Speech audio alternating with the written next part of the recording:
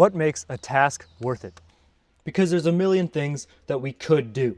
Some people invest in stocks, playing video games, some people gamble on sports, helping a friend move, some people get a job, a 10-hour shift in a gold mine, and some people start a little farm, you know? So we have to figure out what we should do, given my unique circumstances, as somebody who has a yard that I'm not using, and who has a tractor and a rototiller that I didn't have to buy, and a 55-gallon drum of potatoes that was a steal on Facebook Marketplace. I want to answer the question for myself, if a potato farm is worth it.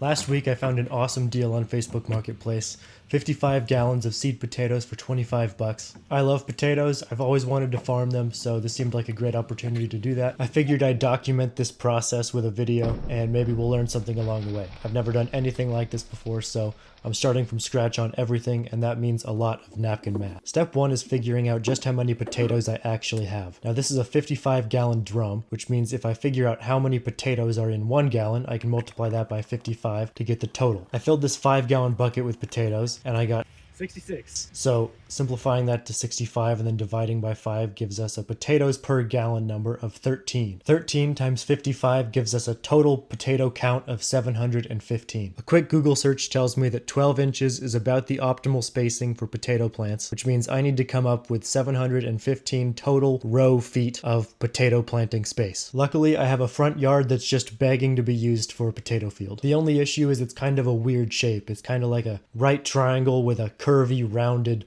hypotenuse. Now the dimensions of this field are about 60 feet long and 60 feet wide. So if we planted our rows 2 feet apart, that means we could do a total of about 30 rows ranging in length from 60 to 30 feet. Assuming an average row length of 40 feet, I would only need about 17 rows to get 700 potatoes planted. Now 17 is about half of 30, so what I plan to do is till my rows with a little gap in between for walking. Also, I'm doing 2 rows of potatoes per row of tilled dirt. If I end up needing more space, I can always till these walkways later. I have no idea how the grass is going to affect the potatoes' ability to grow. I plan on tilling these rows at least 2 more times before I actually plant the potatoes. So hopefully that's enough turning to make it usable dirt. We also have to get these potatoes sprouted as soon as possible. They've been sitting in long-term storage, so we need to wake them up and give them a head start before getting them in the ground. Apparently the best way to make potatoes sprout is to get them warm without putting them in direct sunlight, keep them dry enough so that they don't mold, but also introduce a little bit of moisture so that they can start to wake up. The way that I'm going about doing this is build the potatoes out of the barrel over a dry tarp. I then put another tarp on top to protect them from direct sunlight and from rain. We tried to use some sticks to help prop up the top tarp so that air could flow underneath it. Project update.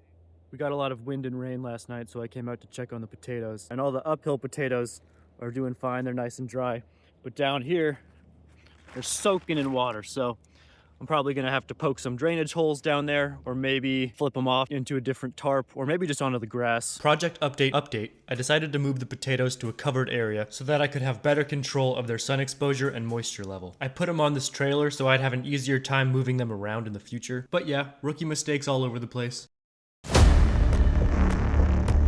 Let's talk a little bit about costs. On one hand, I have absolutely no idea what I'm doing. On the other hand, I really enjoy estimating what my total costs for a project like this will be. Obviously, I got a really good deal on the potatoes for 25 bucks, but I'm still gonna have to put a lot of time and effort into tilling this field, planting them, harvesting them, and all the things in between. My goal is to keep a fairly accurate ledger for all of my expenses, including time and effort. Every hour of human labor, I'm billing at 40 bucks an hour. At the time of recording this whiteboard illustration, I had not yet tilled the field, so I didn't know how long that would take, but now I'm in the future and I can tell you that it took us about 2 total hours of human labor. On top of that, you have to add gas for the tractor, and then another hour spent on preparing the potatoes for sprouting and planning the whole operation. Helping me today was one of my oldest friends, River, and my girlfriend, Ella. Let's talk about return on investment, okay? So each potato has the ability to produce a potato plant that yields 3 to 5 pounds of potatoes per plant. 3 to 5 pounds times times 700 potatoes, 2,100 to 3,600 pounds of potatoes, and at 75 cents a pound, that's $1,575 to $2,675 total revenue. Now, to get return on investment, you have to take your total revenue and divide it by costs. I have no idea what to expect for total time spent on this, but my goal is going to be to spend no more than $800 of total value on this project. As of recording this video, I've spent about 4 hours on these potatoes, which brings our total to about 200,